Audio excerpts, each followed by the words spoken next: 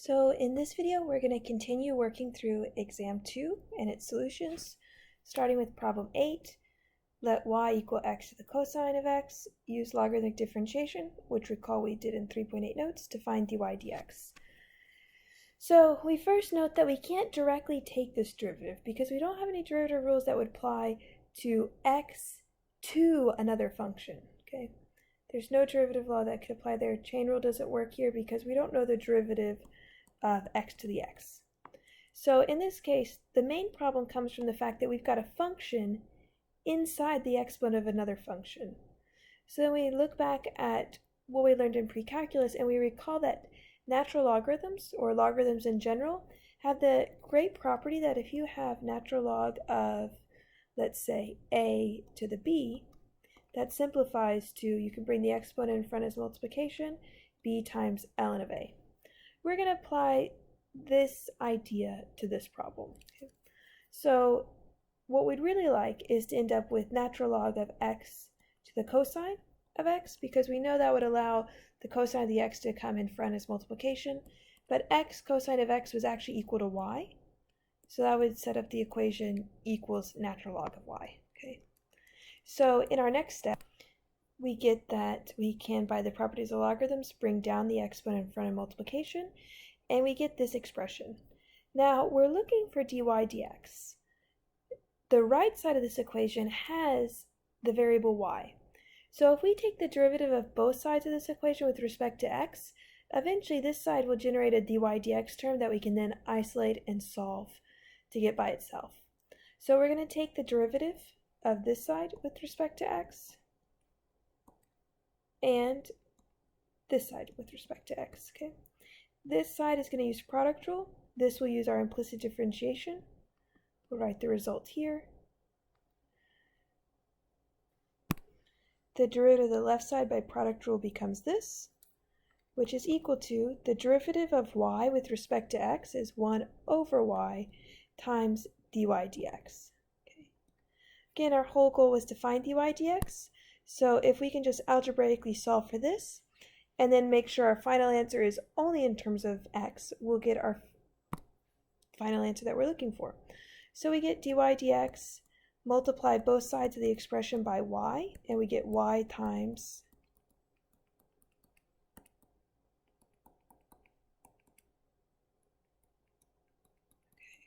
which you can write as cosine of x over x if we want. Now, remember y was originally equal to x cosine of x, so we make our final replacement, and we get that our final answer dy dx equals this. That is a negative sign times ln of x plus cosine of x over x. So let's now look at our next problem. We're asked to find dy dx if y equals inverse sine of 2x, and this is not on the formula sheet. You definitely could have memorized the formula and applied it here with chain rule, seeing the inside function is 2x, but we could also use what we know about implicit differentiation to find the answer. So if we don't immediately remember the derivative formula for inverse sine, then the problem is we want to get rid of the inverse sine if we don't know its derivative formula. So by properties of inverse functions, we could actually say consider sine, a new expression, sine of y. Y was equal to sine inverse of 2x. So this would give us the expression on the right side to be sine of, so composed with its inverse function. Okay. By properties of inverse functions, when you compose inverse functions, you should just get the input of the inner function back as a result. So this would simplify to the expression sine of y equals 2x. Now our goal is to find dy dx.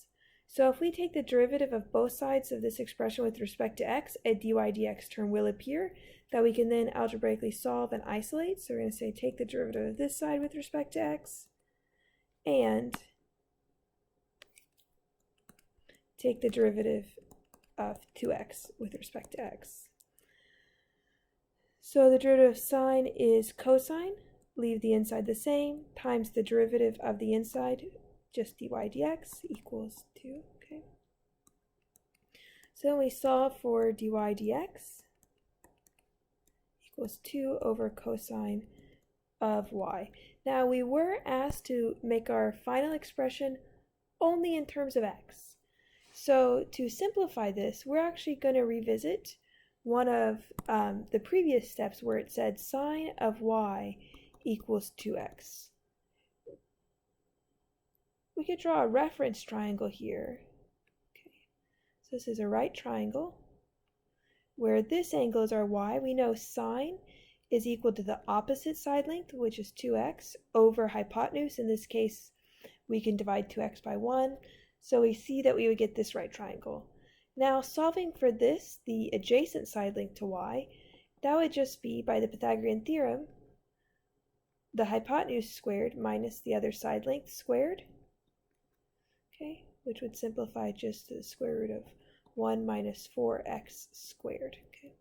So cosine of that same angle is adjacent side length divided by hypotenuse. So we get dy dx by the reference triangle is just 2 divided by the square root of 1 minus 4x squared. That'd be our answer. Our next question asks us to implicitly differentiate this formula, and then it says, then after we've done that, solve for dy dx. So we're first asked to do a bit of calculus by implicit differentiation. Then after you finish the calculus, it's just a little bit of algebra to get dy dx by itself. So since we're finding dy dx, we know we're going to differentiate the equation with respect to x. So we're going to say take the derivative of each side with respect to x.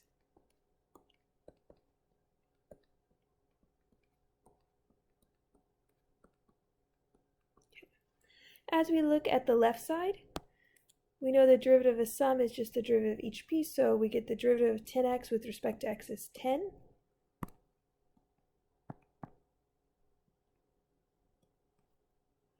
Plus the derivative of sine with respect to y is the derivative of the outside function, which is cosine, leaving the inside the same, times the derivative of the inside, which would generate that dy dx term. As we look at the derivative of this side is a product, so we're actually going to need to use product rule as we take the derivative. The derivative of the first term is 3x squared.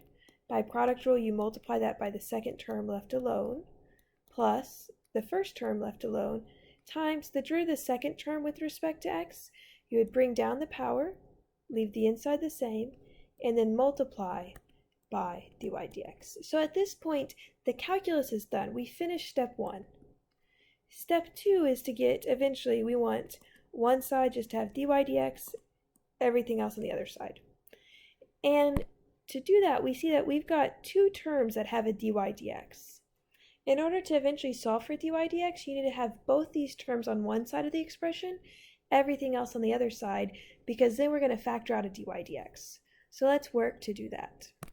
So by rearranging the above expression, we get this. So all the terms that involve a dy dx are on this side, which we could then in the next step just factor out the common dy dx. And on this side we'd be left with 2x cubed y minus cosine of y.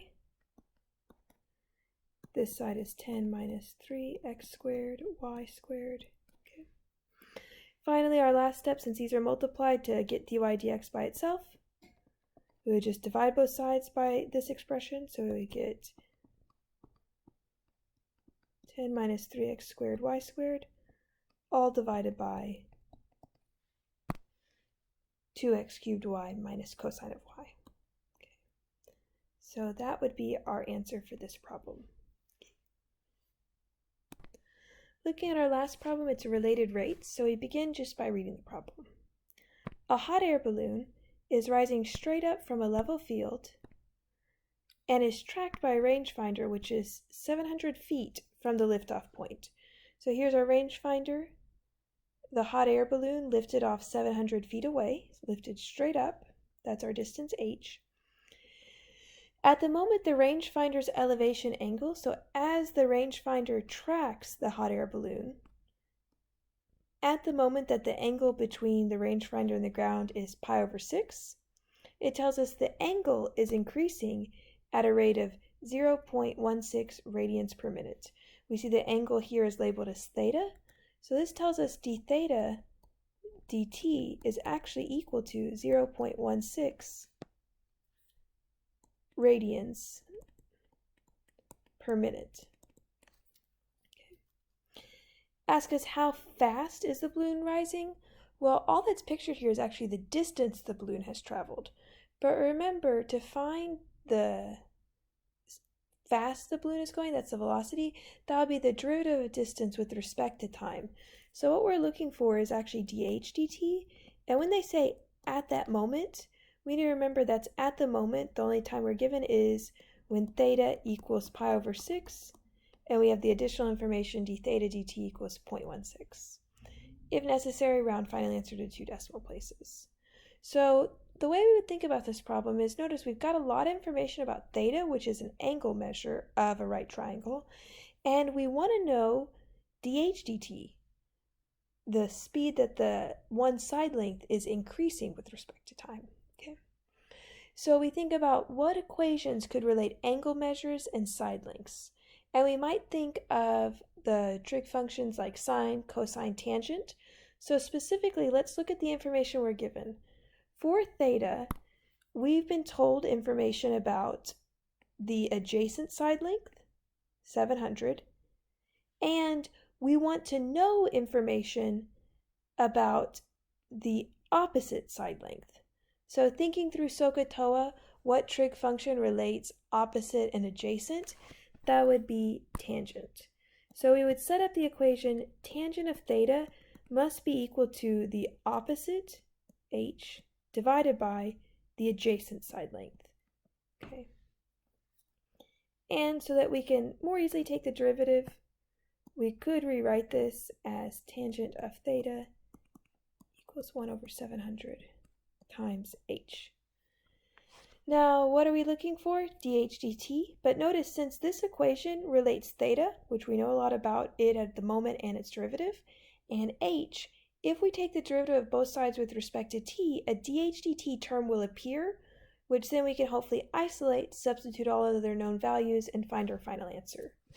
So what we need to do to solve this problem is take the derivative with respect to t, because we're looking for dh dt, of both sides of the expression.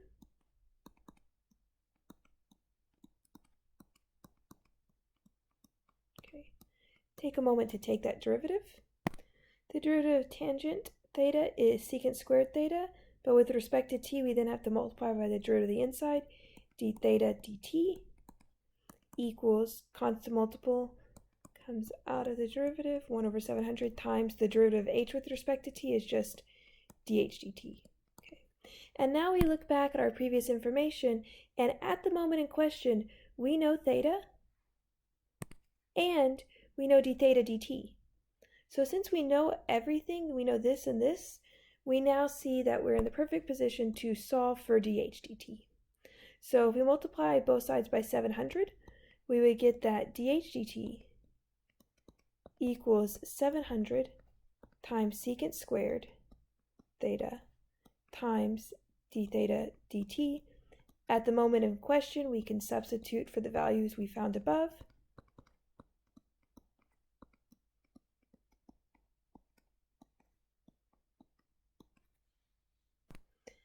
Typing this into our calculator and then rounding to 2 decimal places, we will get dh dt, the speed of the hot air balloon as it travels from the ground, is 149.33. The units here were given in terms of the distance. Unit was feet. Units of time was minutes, so feet per minute. And that would be our final answer. So remember, whenever we're working related rate problems, you want to find an equation that very nicely relates the variables and the information that you've been given about those variables. So that ends exam 2 solutions.